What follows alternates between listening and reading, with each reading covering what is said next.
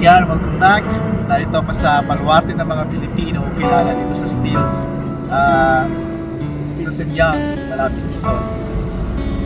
Nagsadya si Misty dito sa Galleria Supermarket at namili ng konti.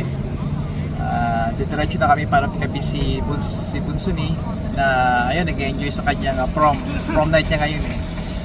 Gusto ko lang ibahagi sa inyo yung binili sa akin ni Misty at hindi ito yung tubig, kundi ito.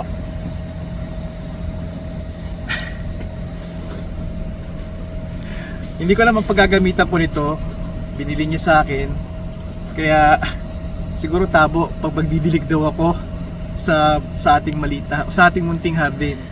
Ang naisip ko naman, pwede ko itong ibigay sa mga tao, pamilya, pwede kong gamit na pakain sa kanila, at kung medyo makulit, pwede ko ring pamukpok.